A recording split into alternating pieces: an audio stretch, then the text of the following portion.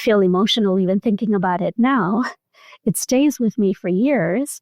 And it reminds me that in the midst of so much injustice that, yes, is systematic, it's pernicious, it's institutional, and it's hundreds and thousands of years old, in the midst of all of that, let us not forget how ordinary and extraordinary are these small moments of joy, exuberance, connection, love, and holding space for one another. It's not just seeing nice things happen. It's feeling open, cracked open to receive all of that beauty in that one moment and to fill ourselves up with it. This is the Maverick Show, where you'll meet today's most interesting location-independent entrepreneurs and world travelers, and learn the strategies and tactics they use to succeed. And now, here's your host, Matt Bowles. Hey everybody, it's Matt Bowles. Welcome to the Maverick Show. This is part 2 of my interview with Dr. Anu Taranath. If you have not listened to part 1, I highly recommend you go back and do that first because it provides some really important context for this episode. If you have already listened to part 1, then please enjoy the conclusion of my interview with Dr. Anu Taranath. I want to talk to you now about your book, Beyond Guilt Trips, Mindful Travel in an Unequal World. Can you share a little bit about what prompted you to write this particular book, and what was your goal with this book when you decided to write it? I wrote my book because I hadn't seen anything else like it.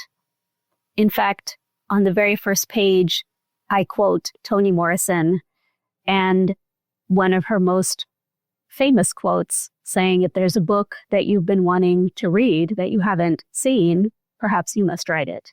And so that's where Beyond Guilt Trips came from.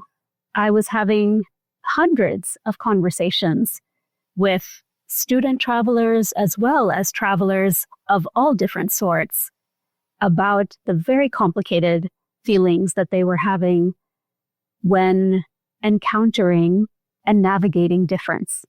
Racial difference, differences in class, differences in a community's wealth, prosperity, or lack of, different communities' resources. And traveling, though it opens our minds and hearts as soon as we cross borders, if you don't really have the conversations that help you process all that's coming up for you, travel can also close minds and hearts quite quickly. Just because you travel doesn't necessarily mean you remain open-minded. It's what you do with your travel experience and how you process it that can actually move us in a direction that keeps us curious and humble and connected. And these were the conversations that I was having. And as I began to look around, I didn't see anything quite like it. I didn't know also that what I was writing would actually turn into a book. I started a Word document, and my kids were smaller at the time, and I would have 7-minute chunks of free time every now and then to write. And so these stories were volcanoes in me. So much was coming up. And so I used the document as simply a place to hold it because I didn't know how to hold it in my own mind and heart anymore. And at some point, I remember looking at the document that was now several pages long, thinking, I don't see this conversation taking place.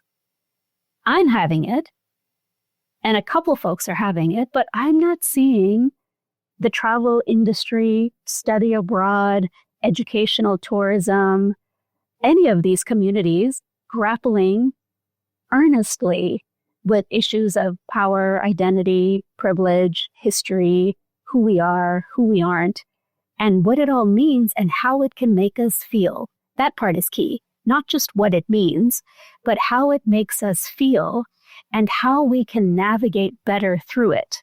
So that's what my book is about, and that's why I wrote it. It is certainly the only book that I have ever seen that is anything like this, which is why it is my most recommended book. And if anybody has not read it, definitely encourage you to pick it up. There's an audio version if you like the audiobook, which you yourself read, Anu, which is so wonderful, or whatever format you want to get it, but highly encourage people to read it.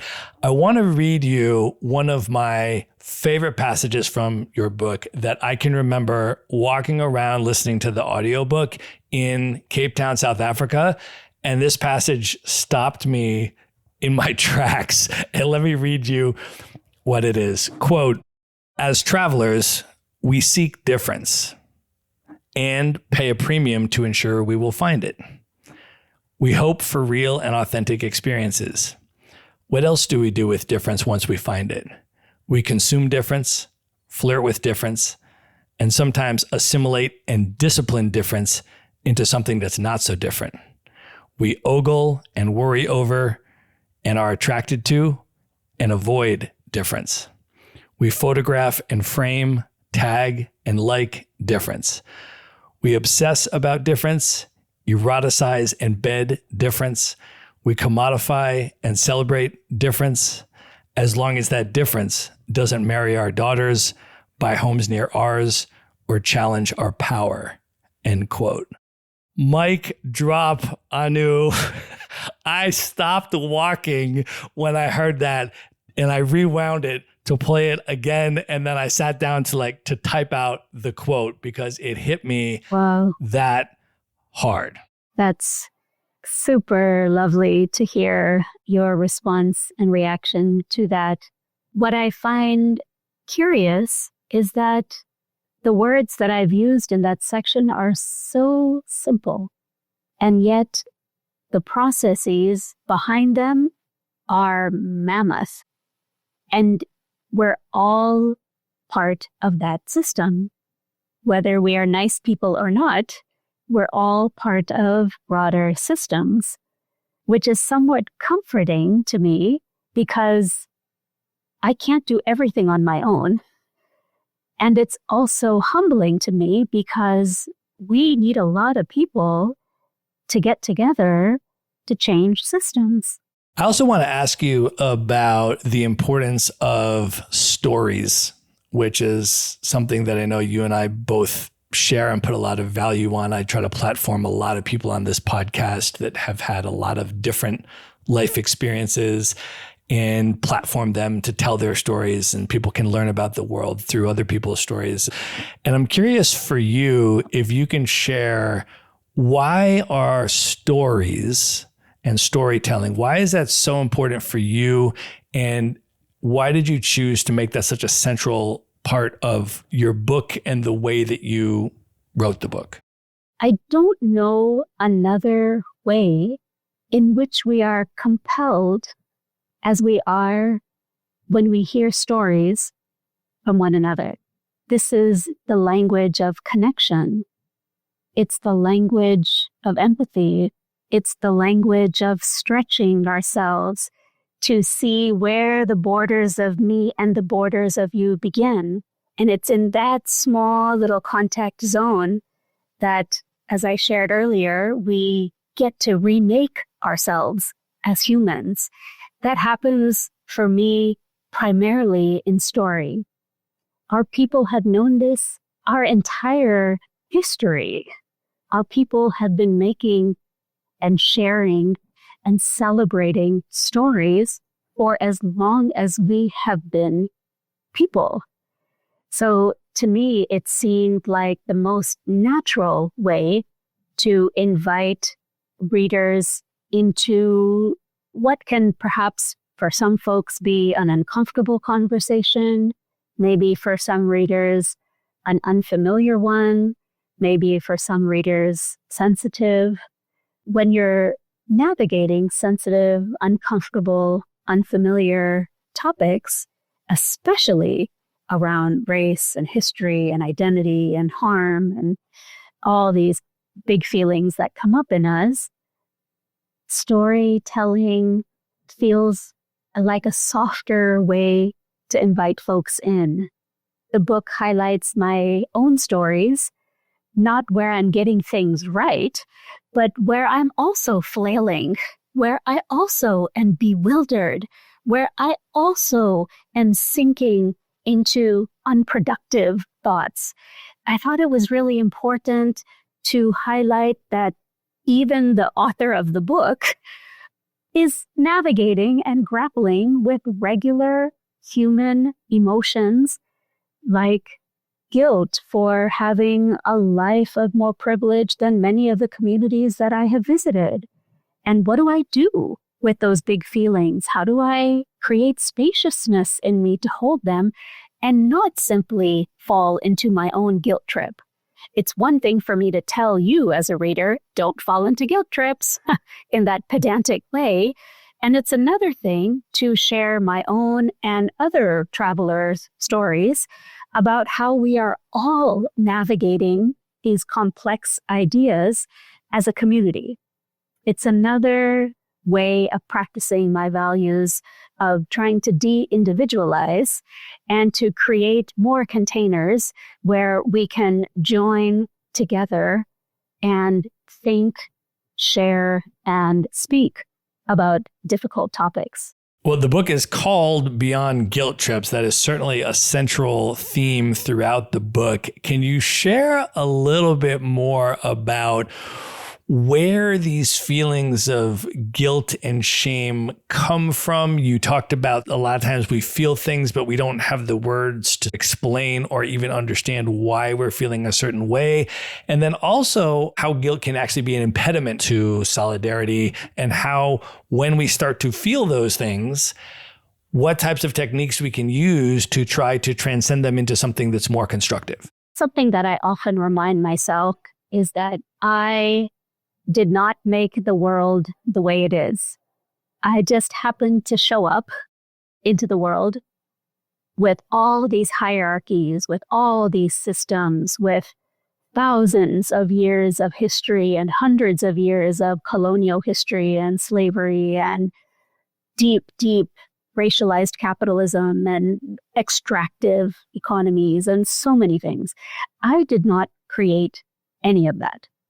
And because I am living in the world as somebody who's deepening my own ethics around being a human, I want to grapple with some of these issues.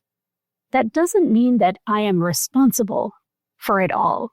There's no way that I or you or anyone can be responsible for all that has come before us. And you and I are a part of systems. We benefit perhaps from systems that we did not create. We might have things to share with others in thoughtful, non-patronizing ways. And we can join with other voices to amplify people's dignity and well-being. Both can be true. And so the book emerges from this deep commitment to explore both of these things. The unequalness of the world and our unfair world predates me and you.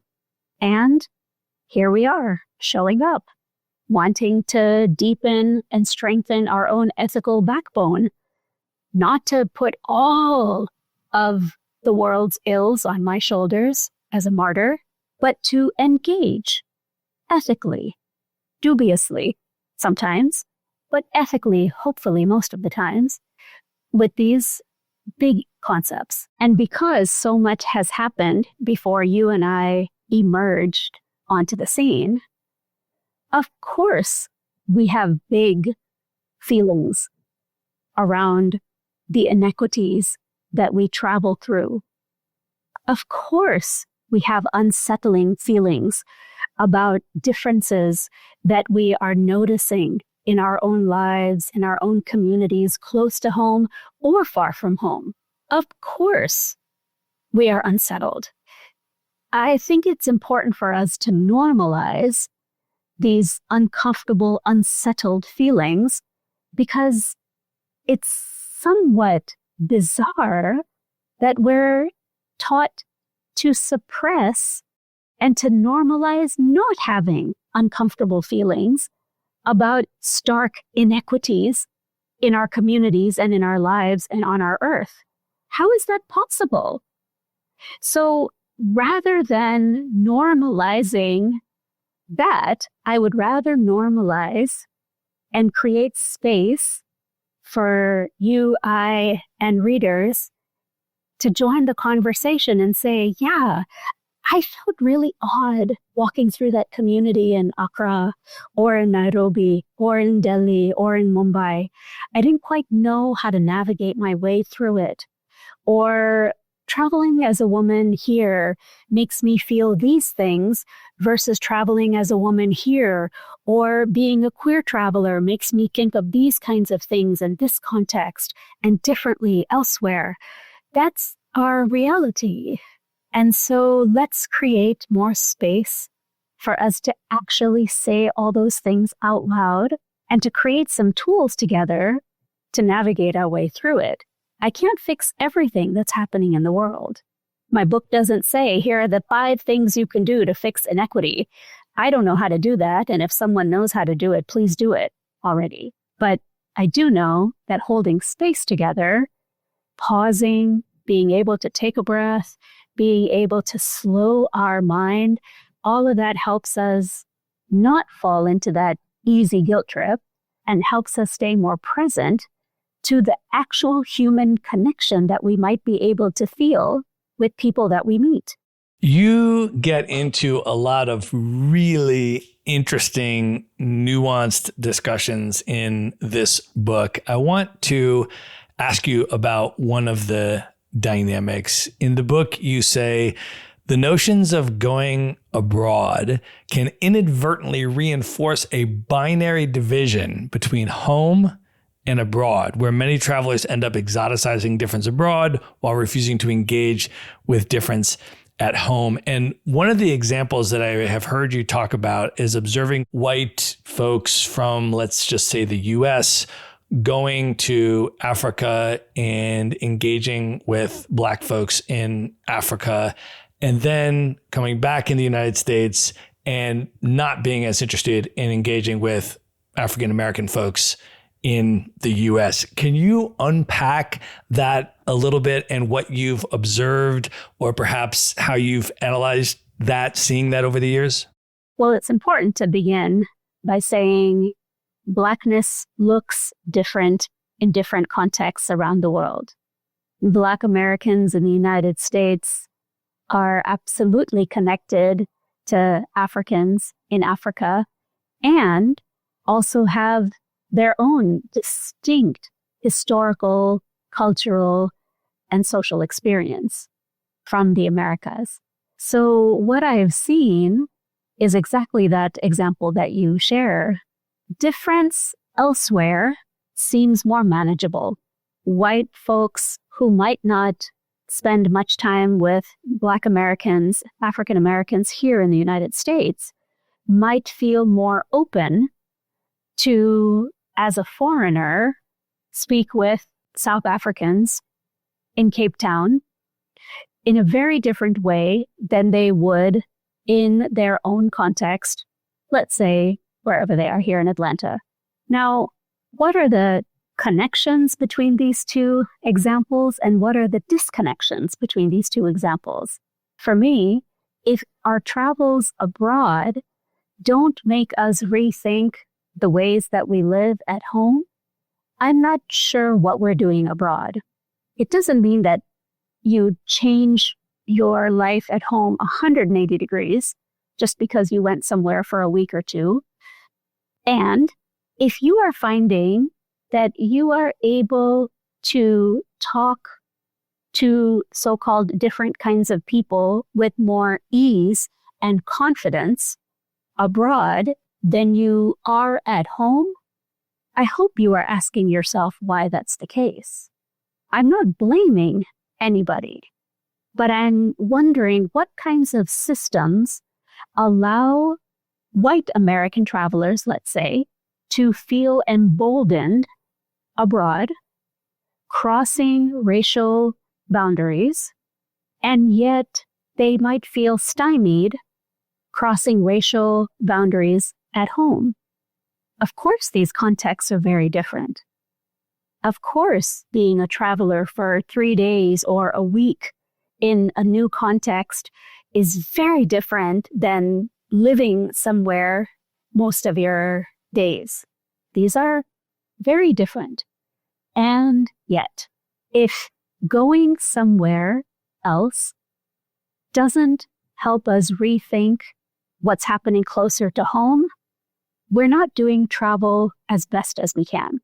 So how should we think about personal transformation through travel? One of the quotes you have in the book, you say, our traveling stories narrate what happens to us internally within our hearts, minds, and perspectives towards others, and that our traveling stories don't end when we return. And if we're open, can guide our lives at home with more equity, intentionality, and more meaningful conversations. I suppose this comes down to what we imagine travel to be. If travel is seen as escaping my real life, if travel is seen as I get to be someone else there, if travel is seen as I don't have to deal with any of the things I have to deal with at home over there, then there is a natural built separation between who we show up as and how we move in the world over there versus the here, wherever the here is for you. That's not quite how I move through the world. I have worked hard to have less separations between my heres and my theirs, so I can have more flow between the time I spend, let's say, in Seattle and the time that I'm in Accra. Of course, the contexts are different.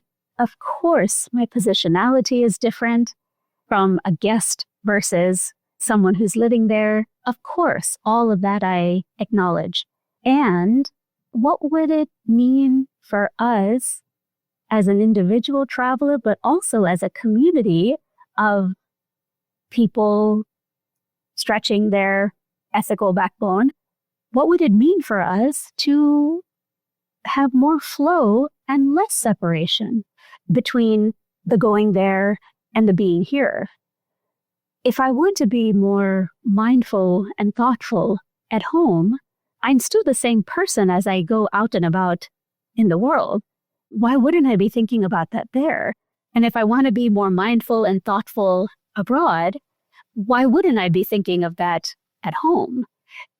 Maybe this also invites us to think about our interconnectedness more intentionally.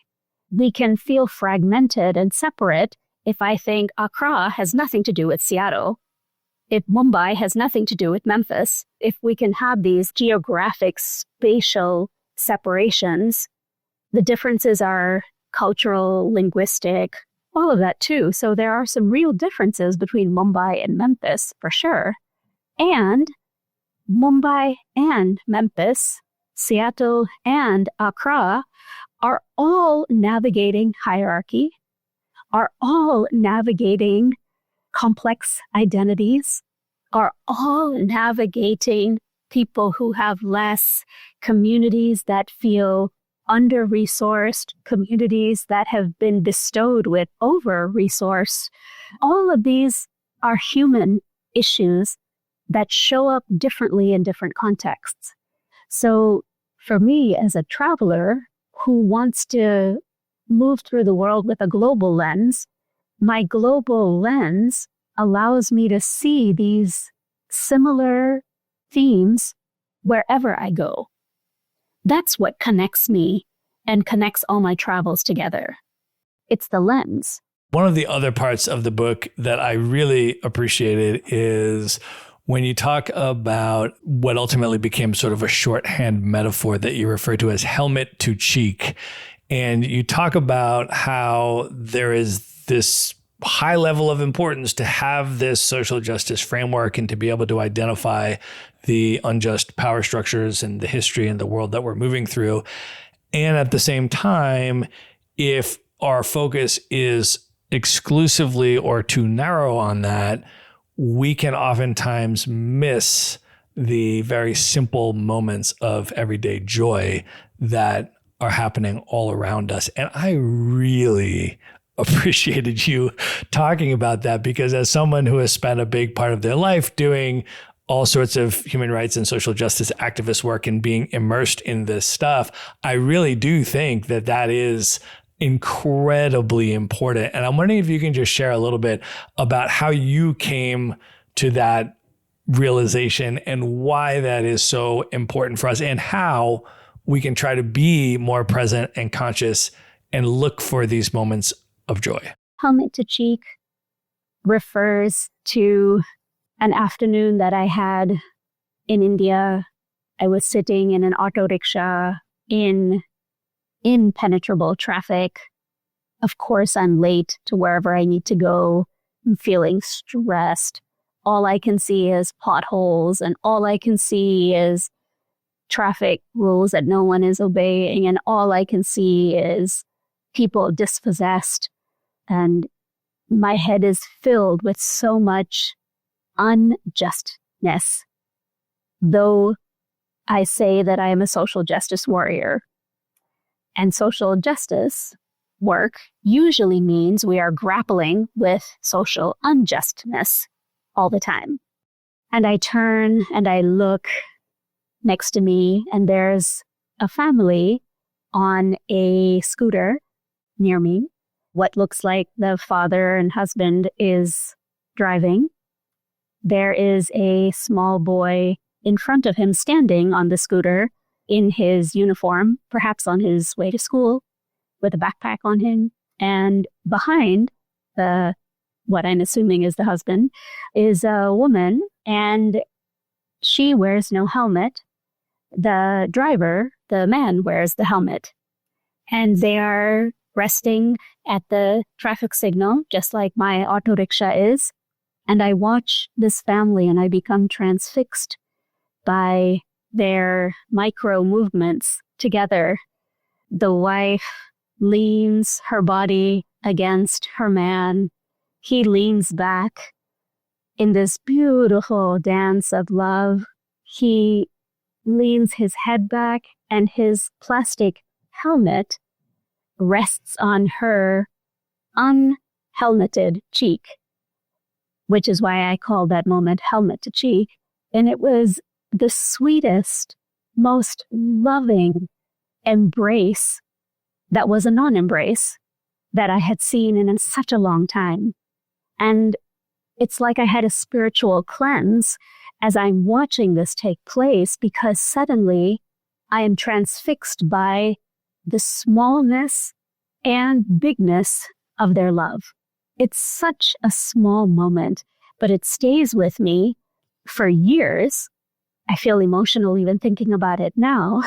It stays with me for years, and it reminds me that in the midst of so much injustice that, yes, is systematic, it's pernicious, it's institutional, and it's hundreds and thousands of years old. In the midst of all of that, let us not forget how ordinary and extraordinary are these small moments of joy, exuberance, connection, love, and holding space for one another. That small helmet to cheek moment delighted me so much that I went and I told my students about it. And for years afterwards, they would be sending me notes about helmet to cheek moments that they had witnessed. It's not just seeing nice things happen. It's feeling open, cracked open to receive all of that beauty in that one moment and to fill ourselves up with it. It's not easy work only focusing on all that is unjust. There is, of course, so much that is unjust. that we must focus on if we are to create more dignity, opportunity, and better lives for more of us. Of course, we have to focus on the injustice. And I am determined, fervently determined, to create just as much spaciousness in me to notice and appreciate these seemingly small but extraordinary moments that really stay with me. It's one of my most favorite things to notice and appreciate helmet to cheek moments wherever I am. I love that. I want to ask you about how you have incorporated travel and all of these values in the book into your personal life as a mother and a parent. We have been talking a lot about your students and your teaching, but over these last 20 plus years that you've been teaching, you have also been raising kids who are now 17 and 20 years old, respectively. And so I'm curious how you brought travel into their lives and the values and perspectives of this book. How did that impact the way that you parented your kids? I shared earlier how I want to live with less fragmentation and less binaries and borders between, let's say, here or there. Same is true for my work life and my home life.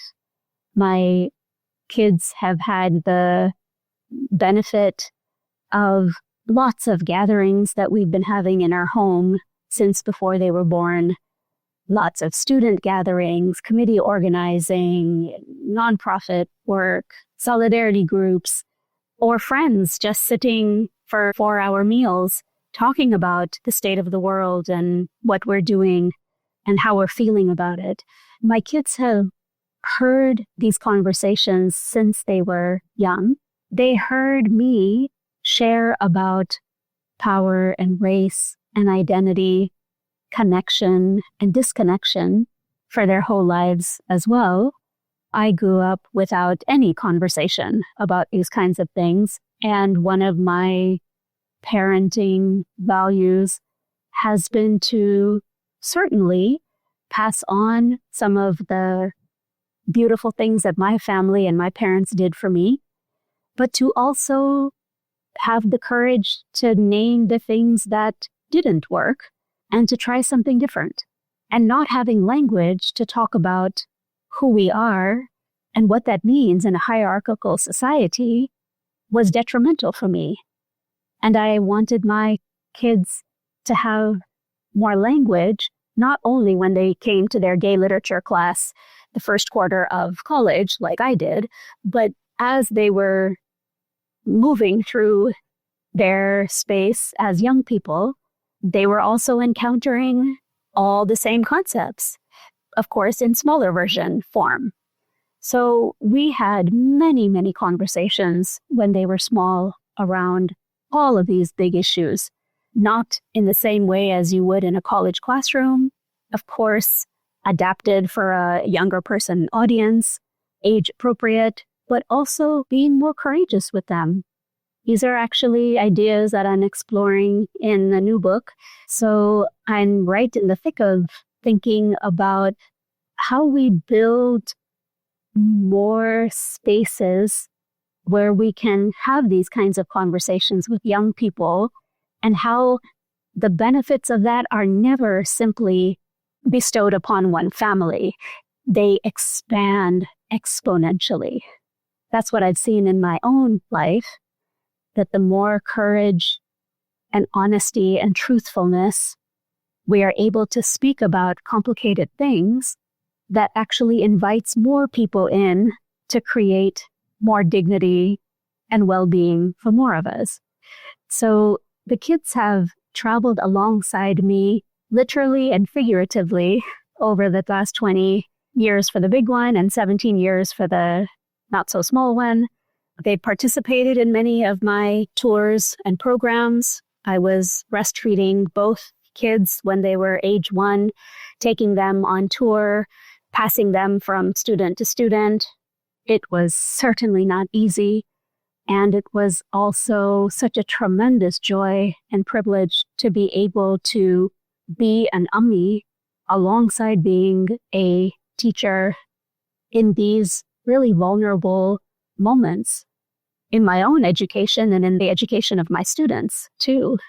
One of the questions that I want to ask you, Anu, that I've been thinking about, my academic background, as you know, is in international peace and conflict resolution. And as you can imagine, there's a lot of dialoguing that goes on in peace and conflict resolution settings and so forth. And one of the things that I think you do very well in your book is you talk about the importance of complexity and nuance and holding space for complexity and for nuance. And one of the things that I wanted to ask you about, just from my own personal background and experiences, is, I don't know if I want to call this sort of an inverse or a countervailing example, but situations where dominant groups that are benefiting from unjust power structures have an interest in intentionally obfuscating the way that that power structure works in order to maintain it, intentionally obfuscating what should otherwise be a pretty morally clear way to oppose that power structure in order to try to demobilize opposition to it and compel people into not saying anything. For example, I think the genocide that's happening in Palestine right now is a great example of that.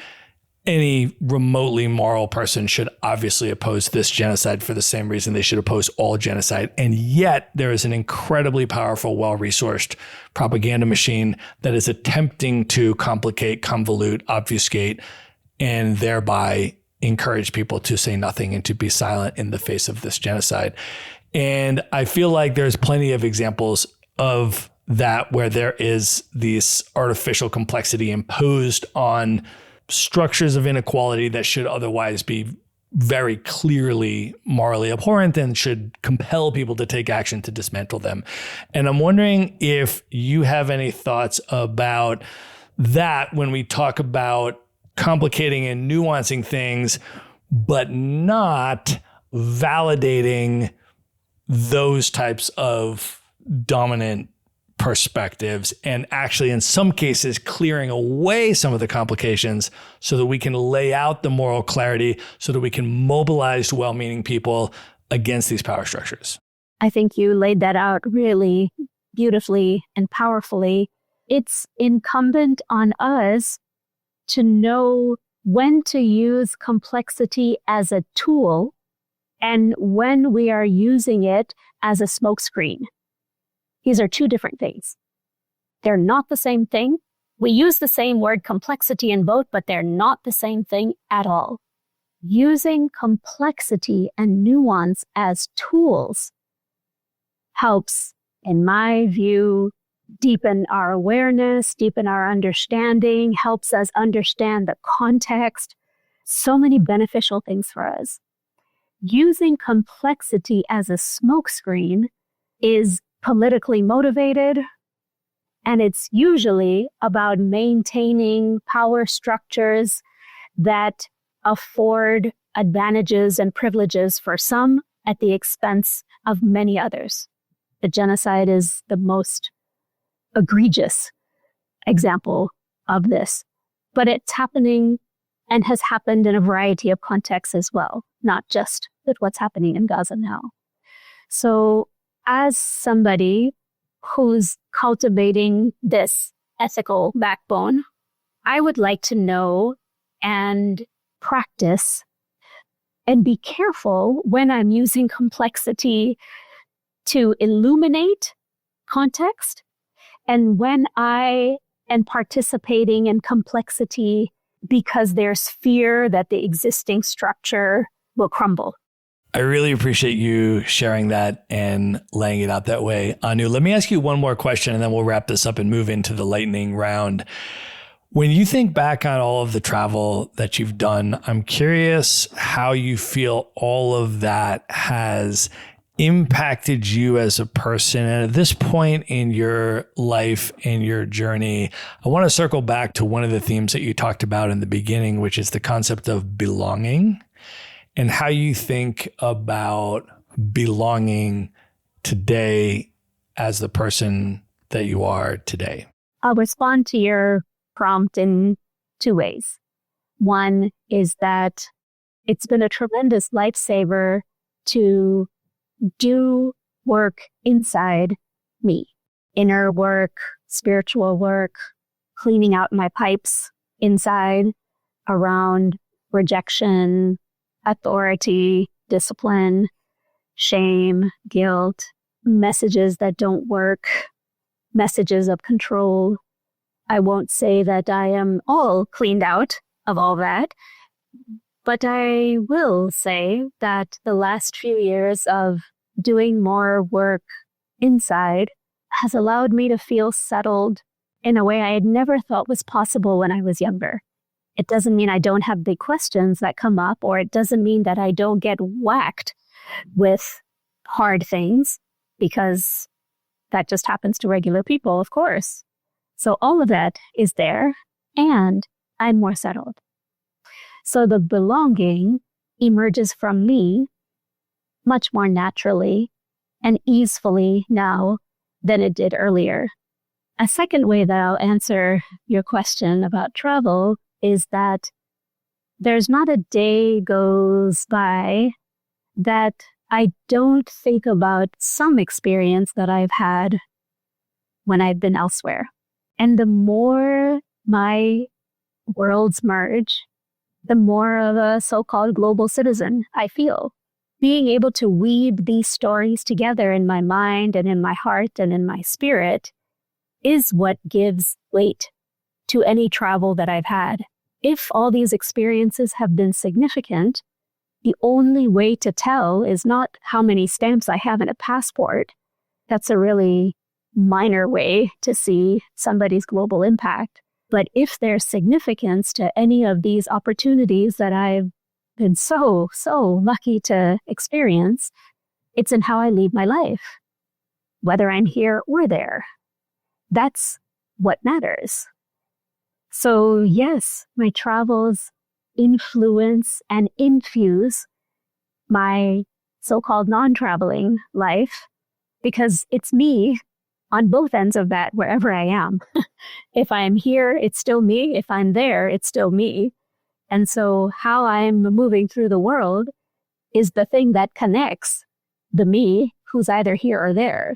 Well, I think that is the perfect place to end the main portion of this interview. And at this point, Anu, are you ready to move in to the lightning round? Lay it on me, Matt. I'm ready. Let's do it. The lightning round.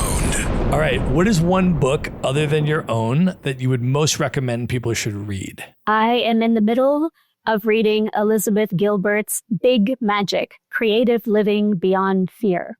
It's a book published in 2015, and it's brilliant in its simplicity and offers some really wonderful ways that we can get back to being the creative beings that we all are.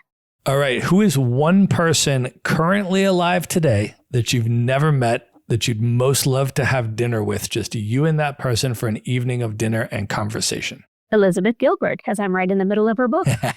So Liz, you and I, let's please meet and have dinner. All right. Anu, knowing everything that you know now, if you could go back in time and give one piece of advice to your 18-year-old self, what would you say to 18-year-old Anu?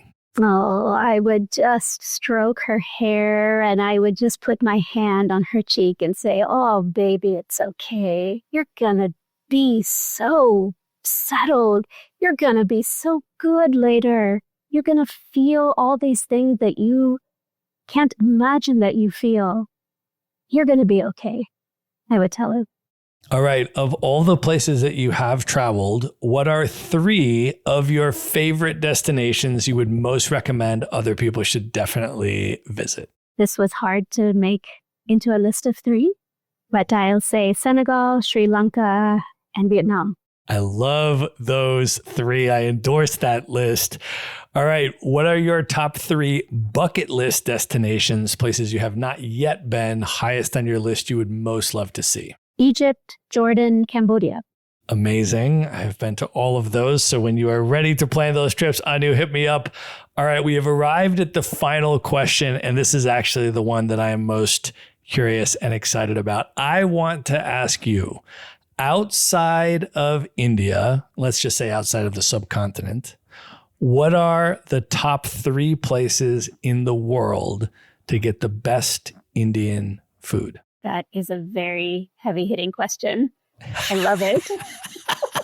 With all that we've spoken about today. This is in your opinion of the places you've been. What are your 3 best memories or experiences with Indian food outside the subcontinent?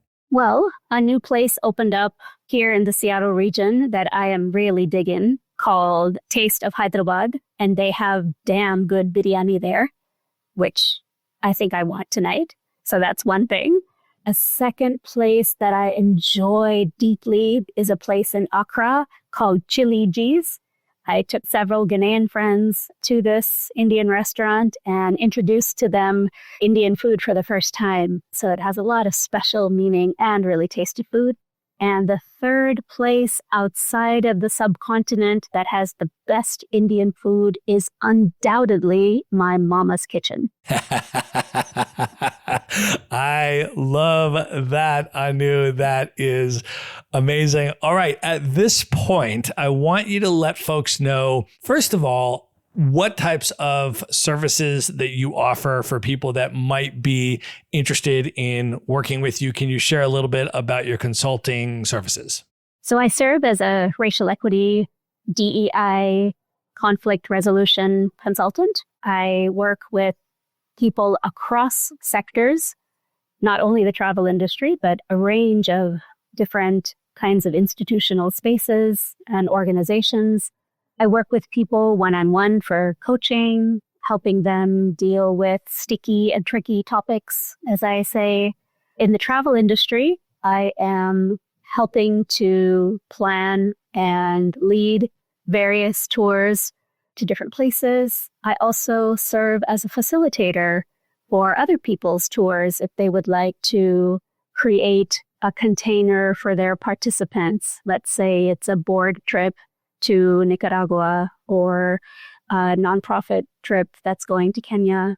Having a facilitator on board to help shepherd the conversations in a particular way is something that I really love doing and would love to do a little bit more of that in this next phase of my life. All right. And the book, again, folks, is called Beyond Guilt Trips, Mindful Travel in an Unequal World. It is my #1 most recommended book to travelers and digital nomads. You can get it anywhere books are sold. There's also an audio book that Anu reads herself, which you can get as well. We are going to link that up in the show notes, but also, wherever you get your books, you can just type that in, and I'm sure you can get it there.